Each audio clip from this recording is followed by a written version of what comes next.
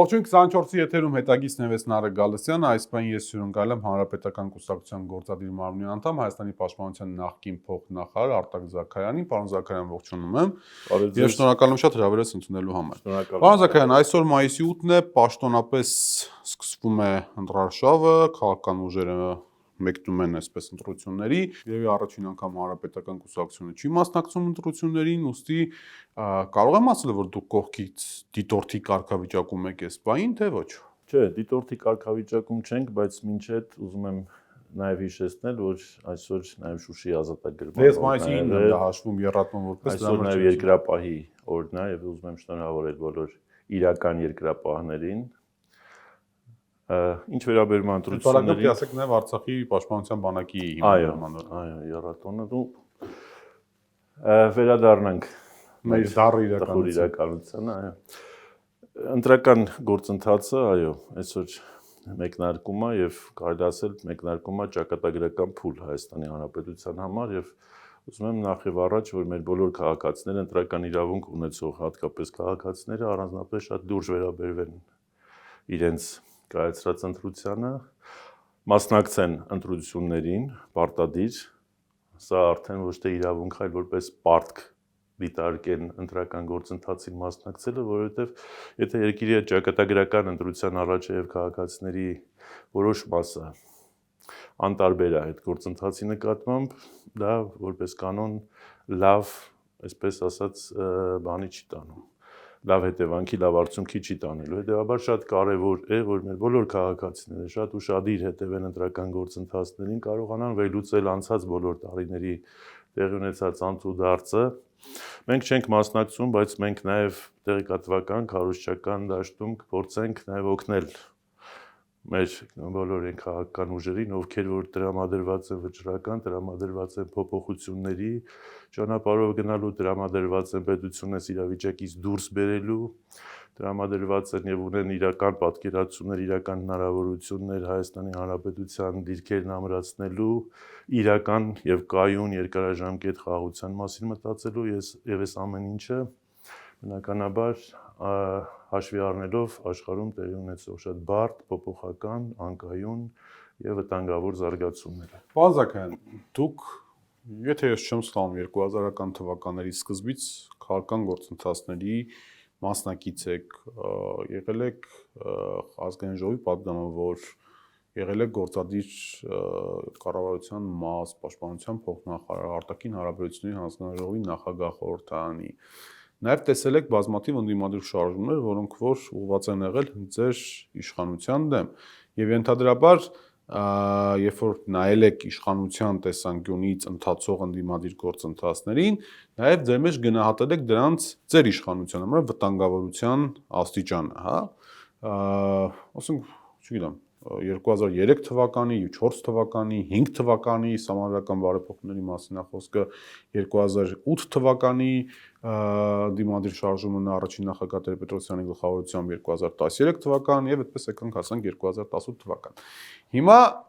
եկեք մի փոքր ռակուրս ուղենք, հա, այսինքն նայենք այս ամեն ինչին հենց այդ տրամաբանությունից դուք իշխանություն եք եւ դուք տեսնում եք այսօրվա ընդդիմադիր ուժերի ընտրարշավը։ Դուք իշխանության համար այս ընտրարշավով, որտեղ ընտրարշավը այսօր բանով սկսել է, դե յուրե սկսել է, բայց դե ֆակտո արդեն վերջին մի ամիսը մենք ընտրարշավի մեջ ենք։ Դուք վտանգ այսօր իշխանությունների համար տեսնում եք այս ընտրարշավով, այս մթնոլորտով, այս էներգետիկայով։ Ես հիմա տեսնում եմ իշխանությունների համար իրական մրցակցող ընդդիմադիր դաշտ, իրական հակակշիռ ստեղծելու կարողություններ ունեցող ընդդիմադիր հատված, ինչը մեր ժամանակ, անկեղծ ասեմ, չի եղել, հա, մեր ժամանակ, մեր իշխանության ժամանակ մենք ընդդիմադիրներին ընկալում էինք որպես գործընկերներ, փորձում էինք առողջ քննադատությունը, առողջ բանականության վրա հենված միտքը վերցնել եւ դա ծառայեցնել ընդհանուր պետության շահերի տեսանկյունից։ Այս իշխանությունները բոլոր ընդդիմադիրներին դիտարկում են որպես թշնամի։ Այդպես էլ հենց սկզբից եղել է եւ իրանց ամբողջ ողբերգությունը խնդրեմը նա է, որ նրանք սպանել են Հայաստանում առողջ միտքը, առողջ քննարկումը, քաղաքական մշակույթները, քաղաքական բազմակարծությունը, Սրանց երբ որ մի ասում ես, այս ինչ բան է, քաղաքական գործընթացը պետք է այսպես անել, սրանք անմիջապես փոխանակ այդ գործընթացի մտքին ուշադրություն դարձնել, սրանք անմիջապես անցնում են մանիպուլացնելու, կեղծ, դատարկ սին ինչ-որ պիտակավորումներով, չգիտեմ, անցյալ ներկա հիշելով, չգիտեմ, տարբեր բաներ, տարբեր հիմարություններ դուրս տալով։ Ես շատ եմ ուզում, որ այս քարոզչական գործընթացը, քարոզարշավը մեր հասարակության համար շատ բաց, թափանցիկ եւ հասկանալի լինի, այսինքն մրցակցեն ծրագրերը, մրցակցեն գաղափարները, լինի առողջ բանավեճ, մարդիկ կարողանան դա հասկանալ։ Չի լինելու, որովհետեւ իշխանություններին է դա ձեռ տալիս։ Չի լինելու, որովհետեւ ընդդիմությունը իշխանության համարում է դավաճան, հողատու, չգիտեմ, Արցախը հանձնած, էսկո, մենկոմ եւ այլն։ Էլի համարում է։ Նրանք էլ համարում են մյուսը հակառակը։ Այդտեղ ինչ առողջ բան։ Էլի համարում է, դա փաստորեն որից է չես վիճում։ Բայց այսօրվա ընտրությունը երկիրն այս վիճակից դուրս բերելու, այսինքն ապագայի մասին։ Այդ ապագայի շուրջը պետք է բանանել։ Ես անձամբ տեսնում եմ, որ այս իշխանությունների առաջարկած ճանապարհը կամ նախանշած ինչ որ իրանց թելադրել են դրսերից այդ գործընթացը մեր երկիրը տանում է նոր ավելի բարդ խնդիրների։ 18 թվականի դեկտեմբերին ԿՊ-ի ընտրությունը բերեց Արցախի կեսի կորստին։ 21 թվականի ընտրություններին ԿՊ-ի ընտրությունը բերեց Արցախի մնացած կեսի կորստին, գումարած Հայաստանի ինքնիշխան տարածքից որոշակի հատված։ Հիմա 26 թվականի ընտրությունը չպետք է կորուստների մասին լինի, պետք է դիրքերը վերականգնելու մասին լինի, պետք է այս վիճակից երկիրը դուրս բերելու մասին լինի, բազմաթիվ խնդիրներով։ Ես անկեղծ ասեմ, չեմ նախանձում հաջորդ իշխանություններին, միշտ ասել եմ։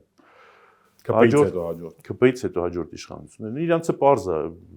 ռուսերեն ասած с ними всё ясно։ Իրանց արդեն ակնհայտ է թե ուր են տանելու երկիրը եւ մենք ցավոք տեսնում ենք արդեն թե ինչ նոր կորուստներ ու նոր վտանգների առաջ է նոր մարտահրավերների, ասեմ, սպառնալիքների առաջ են կանցնելու Հայաստանի Հանրապետություն եւ այդ ամեն ինչը գեղեցիկ լոզունգներով խաղաղություն, չգիտեմ, այն թոշակ, ասֆալտ, այս ամբողջը քարոզչական այն երևացող մասն է։ ԿՊ-ն չի թողում, որպեսզի առողջ բանավեճ լինի եւ բացվի այս ամբողջը, ոնց են դա հասնելու։ Մի քիչ որ բացես, կտեսնես որ իրանց առաջարկած խաղաղությունը ընդհանրապես հիմքեր չունի, ընդհակառակը ավելի վտանգներ ավելացնում իրանց։ Այնիշ մեզ խաղաղություն օդու ջրի պես է պետք եւ դրա համար պետք է շատ լուրջ կառուցողական հիմնավոր ֆունդամենտալ քաղաքական եւ աշխարհակաղակական ռեգիոնալ ֆունդամենտ ունեցող շահերի վրա կառուցված խաղաղության մոդել լինի։ Պարզակայ։ Հիմա հարցս վերաձևակերպեմ, նորից սկսենք այս սկզբից։ Նորից եմ ասում, ձեր հարցին ամփոփիչ պատասխանեմ։ Այսօրվա անդիմությունը, այո, շատ ավելի ուժեղ է, քան երբևէ Հայաստանը ունեցել անդիմություն։ Անկամ 2018 Նիկոլ Փաշինյանը դա արդեն ընդդիմության եւ իշխանության հարաբերություն չէ, դա գլոբալ, այսպես ասած, ցունամի էր Հայաստանի Հանրապետության ներսում, որը ցավոք բերեց իր աղետալի եւ ողբերգական հետևանքները։ Ցունամի վայբերը մենք միջև հիմա զգում ենք։ Դե հիմա ԿՊ-ի նպատակը դա շարունակություն տալն է, արդեն նոր ալիքով են ժամանակ այդ ալիքը հարվածեց Արցախին, հիմա այդ ալիքը փորձում են տանել դեպի Հայաստան։ Լավ, պարոն Զաքարյան, հիմա այս թեմայով ուրիշ տրամաբանության փորձենք մոտենալ։ Մենք գործ ունենք մի իշխանության հետ եւ այդ իշխանության մի առաջնորդի հետ, որը այս հարցը տարբեր հյուրերի տվել եմ, ձեզ եմ ուզում տալ, որը մինչեւ իշխանություն հասնելը հսկայական քաղաքական հետագիծ ունի, այդ քաղաքական հետագիծը ուղեկցվել է չգիտեմ, հարցակումներով, իր խմբագրությունը վառելով, իր մեքենան վառելով, մարտի 1-ով, ընդհատակով, ազատազրկումով, հետո պատգամավոր դառնալով, հետո հեղափոխությամբ, այս ամբողջ էս բանում ասում։ Հեղափոխությունից հետո սկսվել է արդեն հայ ժողովրդի ողբերգության այս հսկա դժոխային ճանապարհով, որ անցնում ենք Արցախ, Եռաբադորի կրկնապատկում, օկուպացված տարածքներ, մի խոսքով սարսափելի բաներ, հայրաքելական եկեղեցու դեմ պատերազմ, այս ամեն ինչը մենք մեր աչքի առաջ տեսել ենք։ Հիմա իմ մոտ տպավորությունն է, որ այսպիսի իշխանությանը, որը ամենամոտիվացվածն է մնալու իշխանություն, շատ ավելի մոտիվացված է մնալու իշխանություն, քան Հայաստանի 3 նախկին իշխանությունները միասին վերցված, պետք է կարողանա փոխարինել իրենից ավելի մոտիվացված ընդդիմություն։ Մենք ունենք այսօր այնպիսի մոտիվացված ընդդիմություն, որը իր վճռականությամբ ավելի դաշտում ընտրաշարի մասնակից, ավելի այսպես բանա, վճռական է եւ ավելի ռեզոն ունի իշխանություն փոխելու, քան Նիկոլ Փաշինյանը, որ ամեն ինչ պիտի անի իշխանություն պահելու համար։ Այո, հիմնական ընդդիմադիր ուժերը մոտիվացված են։ Ինչով? Որովհետեւ հիմա բոլորը հասկանում են, որ յուրաքանչյուրին է սպառնում։ Այդ այն դեպք չէ, այսինքն արցախցիները ստեղ դուժեցին, ոչինչ մեր հայաստանաբնակ հայրենակիցները արդեն կարան գլուխները հանգիստ դնեն բարձին ապրեն։ Ոչ, ցավոք սպառնալիքներն ավելի մեծացած են։ Մենք չենք տեսնում մեր շուրջը ինչա կատարվում։ Մեր ծայր արևելքում, արևելյան Եվրոպայում, դեպի կենտրոնական Ասիա մղումները, կոմունիկացիաները, էներգակիրների համար պայքարը, անկայունությունները, տնտեսություններին սպառնող վտանգները, անվտանգային բոլոր միջավայրերի խարխլումները, քարուքանդ լինելը։ Եվ այս ամեն ինչի ֆոնին մեր այս փոքր հայրենիքը, փոքր պետությունը, պետականություն, ինքնիշխանությունը պահելու համար եւս մեկ անգամ վստահել են ուժին, որը ոչ միակ մոտիվացիան ունի մնալ իշխանության, որպեսզի պատասխանատվության չենթարկվի։ Միակ մոտիվացիան դա է։ Եթե ԿՊ-ի փոխարեն լինել ձեր ասածով նախորդ իշխանություններից որևէ մեկը, այս ամբողջից հետո ներողություն կխնդրեր, կասեր կներեք, հասկանում ենք ինչ ենք արել։ Իրանք դա այդպես չեն անում, որովհետև իրանք ինքնուրույն չեն։ Իրանք ունեն իրանք առաջ դրած խնդիր, ինքնուրույն չեն, հարցը չի։ Իրանք ամեն ինչ անում են իշխանություն մնալու համար։ Ես հակված չեմ մտածել, որ իրենք չեն հասկանում ինչ աղետի են բերել։ Իրանք շատ լավ են հասկանում ինչ աղետի են բերել, եւ իրանցից լավ ոչ մեկ չգիտի թե հիմա թալաձև են, դե ասում են 30 տարի Ղարաբաղը ռուսներն են բայել, երբ որ իրանց պետք եղավ տվեցին։ Դե հենց որ ասում եմ առողջ բանականություն չկա, մանիպուլյացիայի եւ այդ ասենց բան մարազմի հասնող արդեն բացատրություններ, մեկնաբանություններ են ժողովրդին հրամցնում։ Հենց դրա մասին եմ ասում։ Այդ մտածելակերպով չի ստացվելու պետությունը դուրս բերել, որովհետև մարդը սխալներ անելուց հետո մինչև իրական չգնահատի իր սխալները, մինչև իրականում չտեսնի, որ այս փուլում այս բանը սխալ արեցինք, Միսկի խմբի հետ այս բանը սխալ բանակցեցինք, այս հարցում սխալ հայտարարություն արեցինք, այս հարցում այս արեցինք, այս հարցում միտում կա, այս հարցում բաներ, անփորձություններ եւ այլն, թե չէ որ դնենք ասենք դե նախկիներն են տվել, նախկիներն էլ կարան ասեն կոմունիստներն են տվել, ինչ անենք։ Պարոն Զաքարյան, այդպես չի։ Դուք հասկացաք, դուք հավատում եք այն հանգամանքին, հասկանալի։ Դուք հավատում եք այն հանգամանքին, որ ընտրություններով գնալու է մեր ժողովուրդը, ասենք թե ընտրելու է ընդդիմադիր ուժերին իրենց հավաքականությամբ գերազանցելով Նիկոլ Փաշինյանին, ու ասենք թե գիշերը ժամը 3:30 ԿՊ-ի շտաբում Նիկոլ Փաշինյանը գալու է, ասելու է ես շնորհավորում եմ ընդդիմությանը, մենք պարտվել ենք եւ մեր պարտությունը Դուք ինքներդ ձեր հարցում շատ ճիշտ ասացիք, այս իշխանությունը ընդհանրապես մոտիվացված չի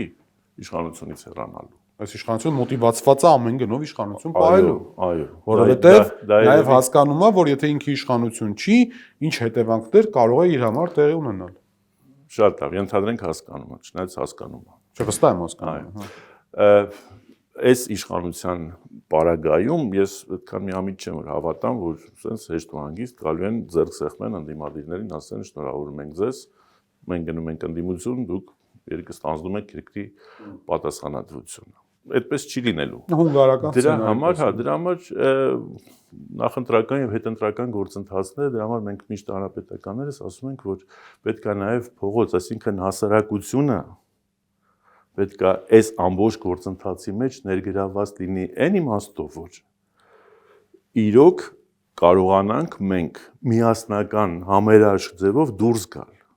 Այսինքն փողոցում մարդիկ պարտադրեն ժողովրդի կամք, եթե այդ կամքը լինի, եթե դա լինի անշուշտ։ Եթե ընտրության արդյունքները գնաց նրան, որ շատերի մոտ առաջացավ կասկած, որ ընտրության արդյունքները կեղծվել են կամ չեն համապատասխանում առկա տրամադրություններին, բնականաբար պետք է տեր կանգնել։ Բայց Նիկոլ Փաշինյանը իր 3 ընտրական process-ների ժամանակ, 2 ընտրական process-ների ժամանակ խալվեցի, ոչ մի առիթ չի տվել մտածել, որ կարելի է ընտրություն կեղծել։ Ես մի քիչ այդպես չեմ մտածում։ Համենայն դեպս ընտրակաշառք չի բաժանվել մասսայական։ Եթե ընդդիմության գործողությունները սահմանափակվում են, եթե կալանքներ, քրեական գործեր, տնային կալանքներ, տարբեր տեսակի սահմանափակումներ, տեղեկատվական, այսպես զրպարտություններ, այսինքն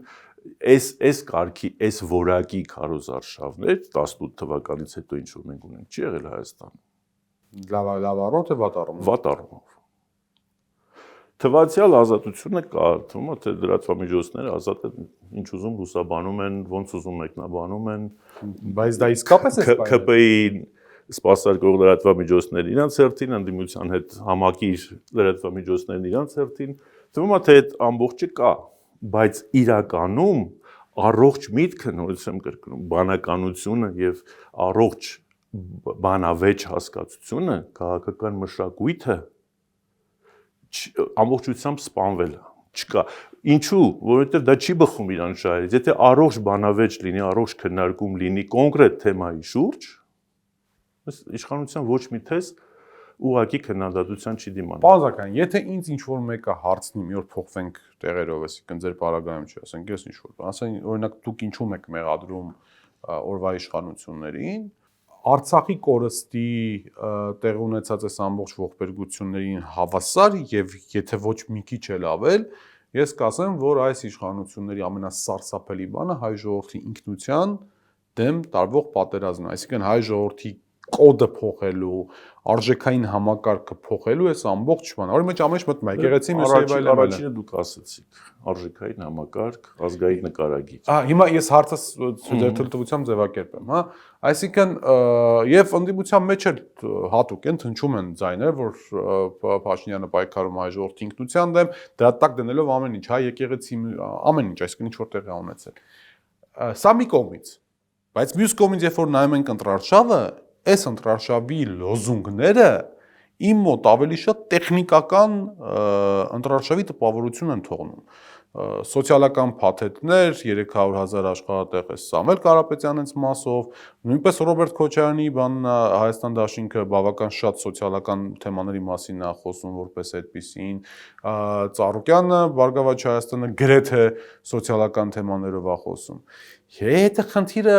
պայքարն է սոցիալականի միջև, այսինքն ով ավելի լավ աշխատատեղ կսարքի, ով ավելի շատ է ժողովրդին լավ հաց կտա, օրվա իշխանությունը մշտապես այստեղ երկու անգամ ավելի շահած։ Տեսեք, քաղաքական կառավարումը ինքնին բազմաշերտ է։ Մի շերտը դա համազգային խնդիրներն են, որը ամբողջությամբ ձախողել է ամբողջությամբ համազգային խնդիրներ։ Ոչ մեկ չի վիճում, որ Արցախը մենք կորցրել ենք եւ կորցրել ենք այս իշխանությունների պարագայում։ Ոչ մեկ չի արդեն էլ բանանում, որ ցեղասպանության միջազգային ճանաչման գործընթացը համազգային խնդիր է, չէ՞։ Նահանջելը։ Որ ազգային խնդիր, ճիշտ ու սխալի խնդիր չի, դա հենց քո ինքնության, քո անվտանգության էլեմենտներից մեկն է։ Չէ, ես այդտեղ կներեք էլի, որ ընդհատում 1980 կողքից տպավորություն չի որ անդադես խանգարում,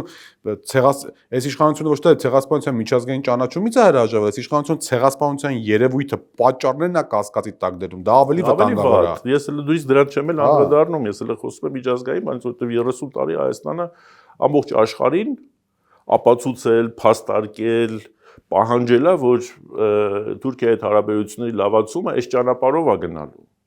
Հիմա ինչ եք կարծում, եթե հոլոկոստը Գերմանիան չընդուներ, այսօր Գերմանիան եւ Իսրայելյան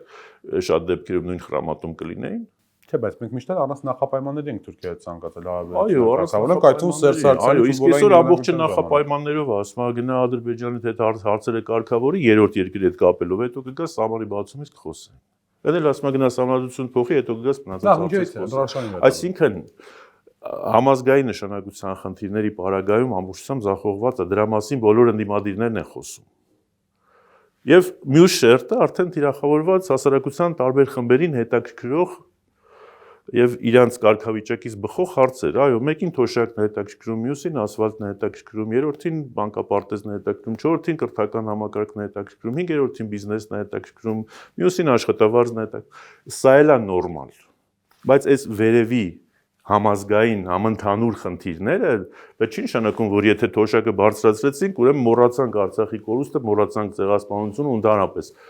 այլևս Հայաստանում ամեն ինչ լավ է։ Չկա տես բան։ Դա քաղաքականություն չի, դա խաբեություն է։ դա մարդկանց չհարգելը, մարդկանց անվտանգությունը, մարդկանց ապագան ինքնությունը Աստծուց ստեղծած մարդ էակին չհարգելն է, որովհետև մարդը Աստծուն չի ստեղծել դրա համար, որ թոշակ ստանա եւ վերջ, կամ աշխատավարձ ստանա ու վերջ։ Եթե թոշակի աշխատավարձի հարցը կարող է երկիր ավելի լավ ստանա։ Իհարկե, կարող է ուշտեղ ավելի լավ թոշակ ստանա, դե ամեն մեկս մի հատ երկիր գնանք, տեսնենք որտեղ են լավ թոշակ ստանում, դեղ ապրենք։ Եղավ, որ մենք պետություն պահող ենք, եղավ, որ մենք հասարակություն ենք, որ մենք ազգ ենք, որ մենք դիմագից ինքնություն, եկեղեցի ու մշակույթ ունենք։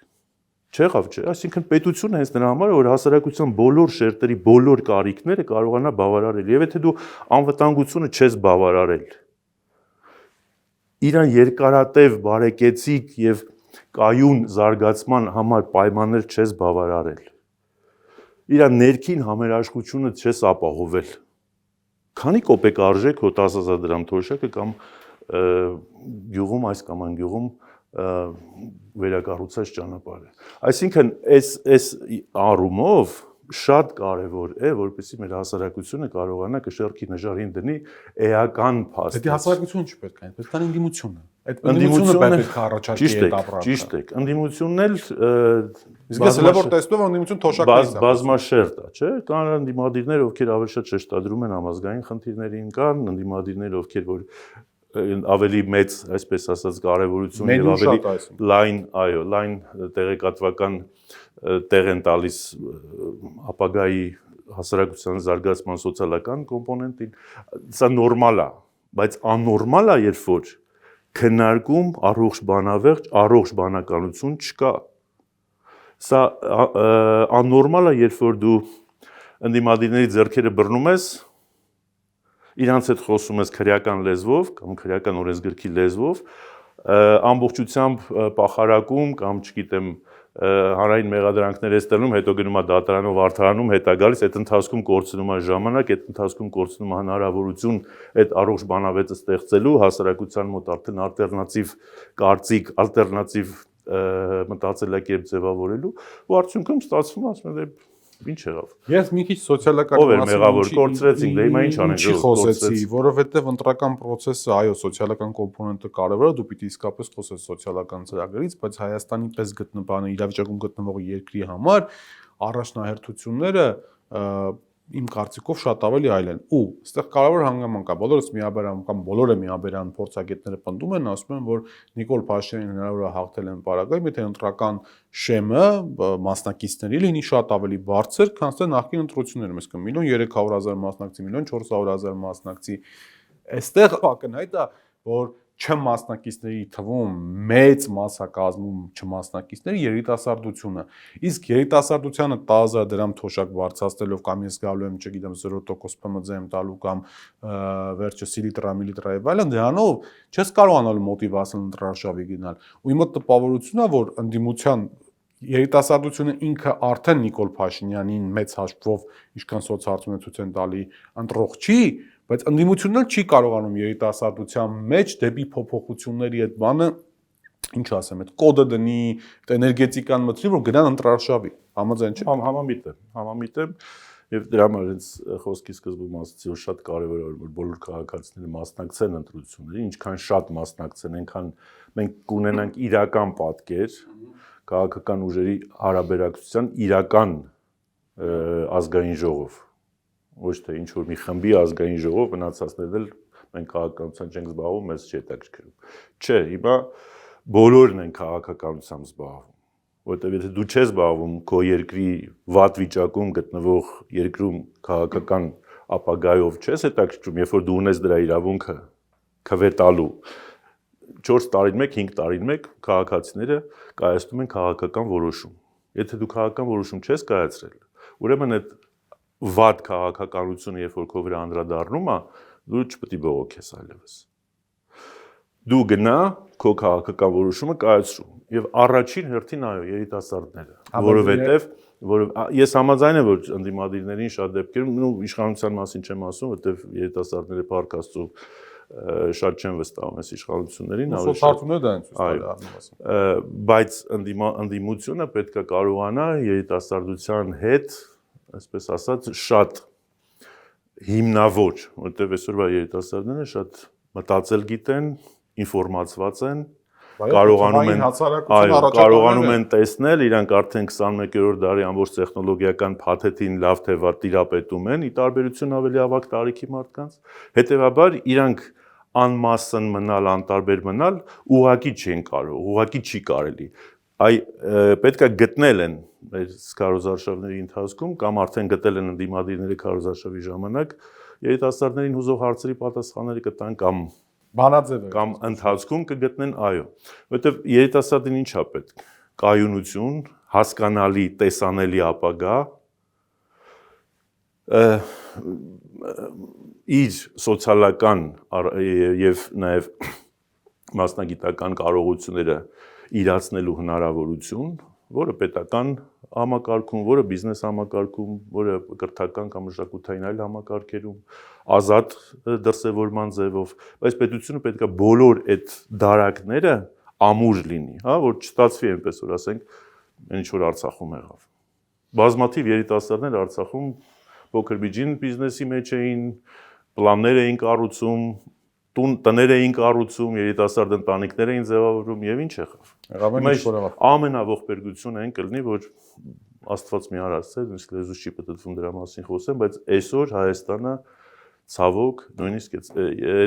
այդ կարգի սպառնալիքների արժև կանած հաշվի առնելով տարածաշրջանում եւ այդպես կհակադարձեն, եթե վերադառնանք ավելի ընտրական օրակարգից, ներընտրական օրակարգից մի քիչ ավելի գլոբալ օրակարգից, ես կհակադարձեն ու կասեմ, որ ինչի մասին եք խոսում։ Ընդամենը օրեր առաջ Հայաստան ժամանեցին աշխարհի մեծամեծերը, որոնք աջակցեցին թե Նիկոլ Փաշինյանին, թե Նիկոլ Փաշինյանի քաղաքականությունը, թե փաստացիորեն խաղաղության այդ այսպես կոչված օրակարգին, հա, ռեգիոնալ բաներին իրավիճակին, այսինքն Մակրոնները այստեղ, Բրիտանիայի վարչապետները այստեղ, այսպես այնպես եւ այլն, ամբողջ միջազգային հանրությունը աջակցում է Նիկոլ Փաշինյանին, ուստի եւ Հայաստանը այդքան առումով պաշտպանված է։ Միջազգային հանրությունը չէ, եվրոպական համայնքներն են, համայնքների չինովնիկները, ասենց ասեմ, աջակցում են։ Դե Մակրոնը չինովնիկ չի։ Ու կառավարման համակարգի մակարդակով։ Ամերիկաներին կայակալված։ Աջակցում են Նիկոլ Փաշինյանին, ամեն դեպքում այդպես իրենք հայտարարել են, բայց ինչու։ Ինչի օրինակ Ինչ են աջակցում Նիկոլ Փաշինյանը, ինչի չեն աջակցում մեկ այլ քաղաքական ուժի կամ մեկ այլ լիդեր։ Որտեղ մարդը ձգտում է դեպի Եվրոպա։ Էլի կան մարդիկ, ովքեր որ ձգտում են դեպի Եվրոպա, ովքեր որ գտնում են, որ պետք է Հայաստանը օրինակ Լևոն Շիրինյանը։ Չէ, ի նկատի ունեմ հավասարակշռված քաղաքականության կողմնակիցներ, ովքեր որ կարծում են, որ բոլոր բևեռների հետ հնարավոր է աշխատել, առաջին հերթին խոշոր բևեռների հետ, որտեղ Եվրոմիությունը սպայն խոշոր բևեռ չի, ովքեր հասկանում են Եվրոմիությանը սպառնալիքները, վտանգները, Եվրոմիությունն էլ իր համար է եկել Հայաստան եւ իր համար է Նիկոլին պաշտպանում այսօր ավելի շատ, որովհետեւ ինքն էլ իր խնդիրներն ունի եւ անցել է հակահարձակման Ռուսաստան, Չինաստան եւ կոմունիկացիաներ, էներգետիկ ռեսուրսներ տանելու համար։ Գալիս են Հայաստան, գովում, շոյում, գնում Ադրբեջան, նավթի ու գազի մասին խոսում ռեալ քաղաքականության, ռեալ գետնի վրա։ Ադրբեջանը իր պայմաններն է դնում, այդ Եվրոմիության չինովնիկը նորից գնում է, մտածում, ասում է, չէ, ինձ գազն է պետք, Հայաստանը ոչինչ, մի կերպ յոլա կգնա։ Եվրոմիությունը չի պաշտպանում։ Նա ո՞րն է Նիկոլ Փաշինյանին աջակցում։ Նիկոլ Փաշինյանը ինքը, դուք ինչպես ասացիք, իր մոտիվացիան իշխանության մնալն է։ Այսօր եթե Եվրոմիությունն է իրան աջակցում իշխանության մնալու համար, ինքը պատրաստ է Եվրոմիության ամեն։ Եթե մեկ շաբաթ հետո Ռուսաստանի Դաշնության նախագահը գա Հայաստան, ասի քեզ ամեն ինչով աջակցում եմ, կամ Չինաստանի նախագահը գա, ասի քեզ ամեն ինչով աջակցում եմ, Նիկոլը կարող ասի մենք այ չինական դարավոր բարեկամության կողմնակիցները Եվրոմիությունը ոչ ճանապարհ եւ այլն։ Այո, այսինքն սա իրանց քաղաքական այս պահի դրությամբ իրանց քաղաքական ներխմբային շահն է, ես սրա չեմ վիճում։ Ես վիճում եմ այն գաղափարին իդեայի հետ, որ դա չպետք է տարածվի Հայաստանի ճակատագրի վրա։ Դա չպետք է Հայաստանին դնի աշխարհաքաղաքական բախումների ուղիղ մեջտեղում։ Այսինքն ԵՄ-ն աջակցում է Հայաստանին իր հակառուսական կեցվածքի համար, իշխանությունները։ Միանշանակ, իսկ այդ ԵՄ-ի շատ լայն հասկացությունն է։ Անգլիացիներն ուրիշ պրոյեկտ ունեն Թուրքիայի հետ միասին, պանթուրիանիզմով։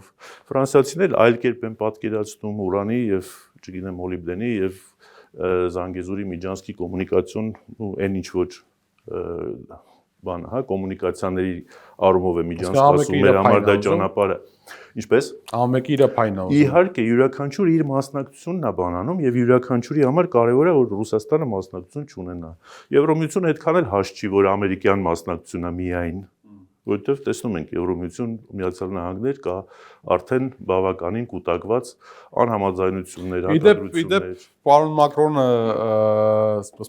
կամ վաշագարոտ, հա, պարոն Մակրոնը ասաց, եթե սրանից 8 տարի առաջ ով կպատկերացրեր որ մենք գայինք Հայաստան, Հայաստանը ռուսական արբանյակ պետություն էր, այսինքն ձեր իշխանության օրոք մենք եղել ենք ռուսական արբանյակներ։ Ոնց որ Սեպան դրա մասին չի խոսում, ամբողջ Եվրոմիությունը հանձնառություն էր ստանձնել իր 28 երկրներով, որ պետքա աջակցի Արցախի ինքնորոշման իրավունքին, որ Հայաստանը պետքա ակտիվ մասնակցի եվրոինտեգրման գործընթացին։ Եվ օրինակ ֆրանկաֆոն երկրների 57 երկրների լիդերներ, երբ որ եկել են Հայաստան, ելի նույն ձևով, դա եղել է 2017 թվականի որոշում։ Եվ այդ ժամանակ շնորհավորում էին Սերժ Սարգսյանին, Էդվարդ Նալբանդյանին, որ Հայաստանը արդեն բաց երկիր է եւ քաղաքակիրթ աշխարհ, այդ թվում նաեւ Եվրոպան ողջունում է Հայաստանին։ Այսինքն այդ կարճատև սուտը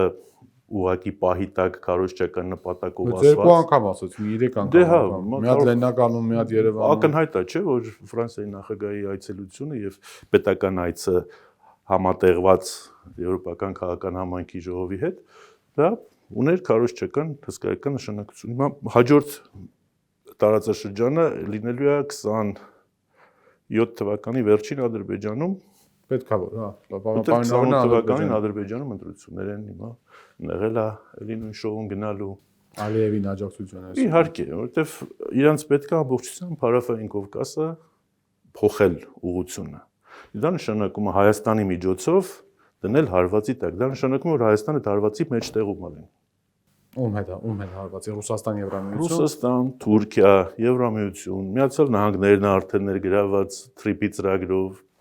Իրանը ոչ մի կերպ չի հանդուրժում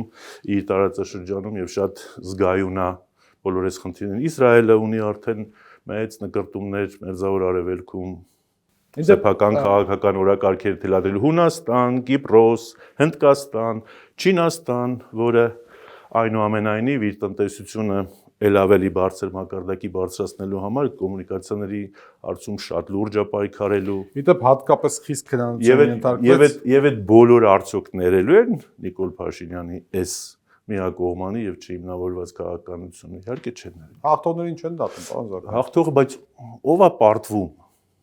Պարտվում է հայ ժողովուրդը։ Հայ ժողովուրդը եթե հաղթող լիներ, ես կասեի, ինչ ենք խոսում այդտեղ։ Զելենսկու այցելության հետ կապված պարոն Զաքարյան, թե նկատեցիք բավական սուր ընդունվեց ռուսական կողմից, 3 Հայաստանի դեսպանին են կանչել եւ բողոքի նոր տան եղել։ Հիմա մի կողմից եվրոպական այս աջակցությունը, բանը փուփուշա, լավ էկրաններ, լավ նկարներ եւ այլն, բայց գետնի վրա Հայաստանի ու Ռուսաստանի միջև այնպիսի հարաբերություններ գոյություն են առողջատնտեսական առնվազն լավատանգային այս պայն բարձր այլի կարգավիճակում է գտնվում, որ ռուսական կողմում կան իսկապես այնպիսի բաներ,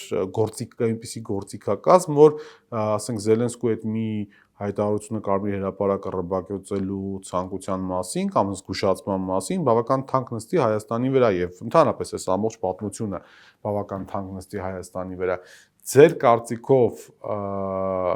մենք կհասնենք այդ ծանր կետին, թե այնուամենայնիվ ինչքան որ տեսնում եք Նիկոլ Փաշինյանը ասենց մոտենում է Կարմիր գծին հետաքաշվում։ Դրանից մի 3-4 օր առաջ Գաբալայում, եթե չեմ սխալվում, Զելենսկին հանդիպեց նաև Ալիևին, չէ՞, նստորագից։ Ինչին դեղից չհայտարարեց։ Այդքան շատ հեռու չէր մայիսի 9-ը։ Ինչին դեղից չհայտարարեց, ինչի եկավ հենց ստեղ հայտարարեց դրա մասին։ Դե հատուկ երևի որոշեց Հայաստանը։ Այո, ստեղ հայտարարեց, որովհետև նախ Եվրոմիության ամբողջական ու Եվրոմիության ղեկավար կազմի բավականին ներկայացուցչական մասնակցություններ, այսինքն ինքը հայտարարում էր բոլորի անունից, ոչ մեկ չասեց, այս ինչ ես ասում։ Այդ թվում նաև Նիկոլ Փաշինյանը, որը վարում էր այդ նիստը։ Եվ Հայաստանից, որովհետև նույնպես եմ ասում, Հայաստանը այս պահին են վիճակում է, որ Եվրոմիությունը կարող հանգիստ օգտագործի։ Ադրբեջանը թույլ չի տալիս, որ իրան օգտագործեն։ Ադրբեջանը իրան դրել է հաղթողի դիրքերում, գազ ծախողի դիրքերում եւ լավ գիտի, որ Մերձավոր Արևելքում խնդրեմ դեռ կա ժամանակ դեռ գազի, նավթի եւ կոմունիկացիաների խնդիրը չի լուծվելու, որտեղ Իրանի եւ շրջակա ջրային օղիների հարցը դեռևս վիճարկելի եւ շատ, այսպես ասած, անորոշ մշուշոտ վիճակում է։ Ուկրաինական հատվածում եւ Մերձավոր արևելաեվրոպական հատվածում Ռուսաստանի հետ հակադրությունները եւս առայժմ դեռ լուծումները շատ հեռու են եւ միակ ճանապարհը Եվրոպայի համար գազ, նավթ եւ մնացած բաներ տանելու մնացել է Հարավային Կովկասի այս հատվածը, մնացել է Սյունիքի Մեղրիի հատվածը։ Եվ դրա համար են բոլորը այսպես ճամպրուկները վերցրել, եկել Հայաստան, շոյում, վիզաների ազատականացում խոստանում, մեզ անում են, բայց դրա դիմաց ինչ կտանեն, մեր ժողովուրդը ես վստահ ասում եմ, ես ինքս էլ եթե անտարբեր լինեի, ոչ էլ կիմանայի դրա դիմաց ինչ կտանենք, ասի ադե լավ էլի ինչ է, վիզան ազատակ, երբ ուզենք կգնանք, երբ ուզենք կգանք եւ այլ։ Բայց քաղաքական աչքերով նայում ես, տեսնում ես, որ այս առևտրի մեջ Հայաստանը չի շահում կամ շահում է փուչիկները մենակ։ Իրական գույքը կորցնում է։ Իրական ազդեցությունը մնում է Ադրբեջանի ձեռքում։ Եվ Սյունիքն էլ կրկին նորից վտանգի ենթարկվում է։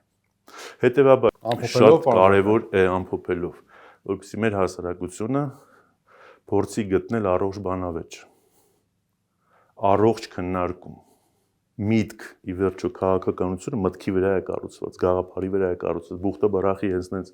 առավոտը գնացինք պապի ջան, օպար ջան, ինչի կարիք ունես, всё գնացինք այդ կարիքը լուծեցինք, համարեցինք, որ պետության կարիքը լուծվեց։ Չէ, տենց կարիքներ բազմաթիվ են, այսօր լուծեցիք, վաղ ուրիշ կարիք ունեմ, այսօր ուրիշ կարիք ունեմ։ Դա